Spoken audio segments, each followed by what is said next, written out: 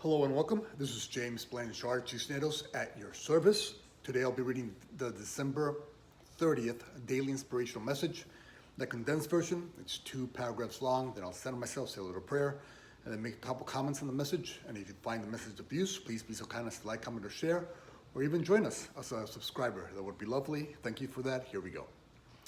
The title: From Reacting with Peace to Co-Creating Peace. Paragraph 1. There are 2 ways people usually react to a situation: with or without peace. Peace is an expression and extension of love, who is our creator. When we react with love, we align with the mind of God, and thus with the state of peace. When we react without love, we are out of alignment with our creator, and thus not at peace. Today, let us practice a 3rd way, not a reactive, but a proactive way of aligning with our Creator and thus with love and peace. Today, let us make peace our goal for every interaction.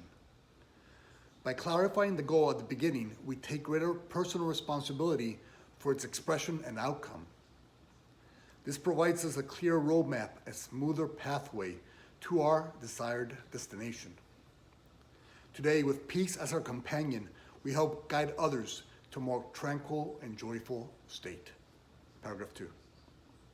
Today, going into any situation, let our mindset be, in quotes, above all else, peace is my primary goal for this interaction, unquote.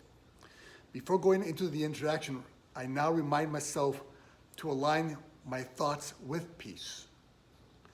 This makes sure that peace is the force that guides my experience. During the interaction, if I find my thoughts moving away from peace, I catch myself being out of alignment. Then I consciously stop that line of thinking.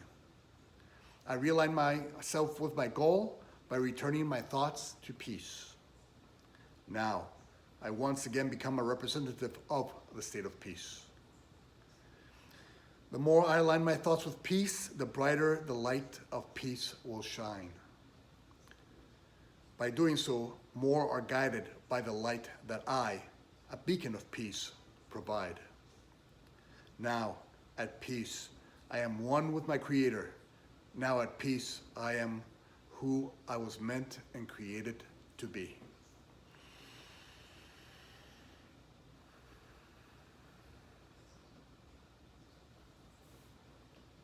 All right. From reacting with peace to co-creating peace. Okay. The idea today, during this day, as you try to remind yourself of today's daily inspiration, we're going to not be reactive. Like, let's say something happens, and either because of our internal condition and conditioning, either we react with peace or without peace. Okay? That's kind of like the reactive state. Today we're going to be proactive. And so there's 4 points that I would like to make that I trust will help you, as it helps me, in aligning with the state of peace and then being able to offer this peace that I experience to my brothers and sisters, whoever God sends my way. Okay. Point number 1 is always have the goal in mind before the interaction occurs. And so today, we're practicing being at peace. And so today, before you go into any interaction, before making any phone call, before getting in your car, you always remind yourself, today my goal is peace. My goal is peace in this interaction. My goal is peace in this drive. My goal is peace in this phone call. And so point number 1, make sure you know your goal before you go into the interaction. Or, the interaction with a brother or sister, or with the environment itself. That's point number 1. Point number 2, anytime you're in the interaction and there's some thought that tries to pollute your mind from the ego's mindset that has you focus on the past and on your judgments of the past and bringing those ideas of the past that are unloving in nature and projecting them onto your brothers or sisters, like judgment, like resentment, like anger, anything that has to do with the past, Use forgiveness as your tool to release you from the past. And then if you're in the interaction and some future anxiety or doubt or fear comes into your mind, give all that to Source, to God. Give your future over to God and come back to the state of peace. Forgive your past and come back to the state of peace. And so that's point number 2. The past, we release our judgments, we forgive them. We start judging our brothers and sisters in the interaction. No. Judgment is a past program that I have learned. I now forgive it. I forgive myself and my brothers and sisters. And in doing so, come back to the state of peace. If I'm worried or anxious during the interaction because my brother or sister said something, no. I stop that mindset. I offer it all to God, to Source, my future, put it in His hands. And know that perfect love always has my back, and come back to the state of peace. So that's point number 2. Past and future. Let it go. Come back to peace. Okay, point number 3. I'm a Christian. You can be something else, whatever that is. Then point number 3, what I do is I see in every man, I see the face of Christ. In every woman, I see the face of Mother Mary. And so whatever your religion is, you can play around with that. With a self-actualized man and the self-actualized woman. And in my case, that's Jesus and Mary. And so whenever I start to judge a brother or sister, I say, no, that's the Christ in front of me. We're all one, right? So why not see the highest part of your brother or sister? So I see, instead of Bob or whoever, I see Jesus in that person's face. Instead of instead of Anne or whoever, Karen or whoever, I see Mary. Try to see the face of Mary in them. And by doing so, I return to my true nature, which is the state of peace. That's point number 3. See the face of the divine in your brother or sister. And point number 4 is be grateful. Practice gratitude in each interaction. Why? Because no matter what the ego's story is and how it tries to sink you into its depth and darkness and deceptions, no matter what the story is, and it could be 1,000 stories, each and every time you decide to release the story and come back to peace, you're practicing going from the darkness to the light, from the fear to the love, from the who you've been programmed to be to who in truth you were created to be.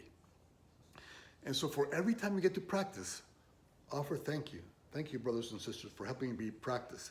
Because like everything in life, the more you practice being something, the more that's something you become. And so the more you practice releasing the deceptions and delusions and lies and fairy tales of the ego's mindset and world, and come back to center, come back to peace, the more you see that, you know what? Yeah, I feel good in the state of peace. I feel like who I truly am in the state of peace. I belong here. And the more you do so, and the more you realize that you belong here, the more you begin to radiate and overflow with this peace. And by doing so, the more you light the way for others to the state of peace. By simply reacting to them through your peaceful nature. Because they too, knowingly or not, they too desire to be at peace. Because that's who in truth they are and who they came here to be. The light of the world in our own unique ways. And peace is just one of those expressions of the light in us. And so that's what they truly desire. So when they see that in somebody else, when they see that in you, they start to recognize, wait a second, I like that. That's a way that I haven't tried yet, that I want to try, because I like how that person is acting or reacting. The stability of it, the clarity of it, the strength in your foundation of it, of the state of peace. And so just by being peace, you'll be the light of the tunnel at the end of the ego's dark tunnel that the ego sold to them as being their home. You'll be that light of peace. And so I use those 4 tools to help me align with the state of peace, to become a brighter and brighter light in this world. And so those 4 tools, once again, is keep reminding yourself of your goal. Your goal is to achieve the state of peace and be an example of peace in each and every moment in an interaction. Then to be able to release the past through forgiveness, or release the future by trusting in Source, placing it all in His hands. That's point number 2. Point number 3, seeing the face of Christ or Mary in your brother or sister. And that's point number 3. And then point number 4 is just to be grateful for the life experience that you're having. Because all this is doing is helping you practice, reminding yourself that you are worthy of peace. That you can become this peaceful light in this world. And so those are the 4 points. I trust they will assist you in some way on your journey. I love you very much if you made it this far. Thank you for that. And God willing, we'll see each other tomorrow. Peace.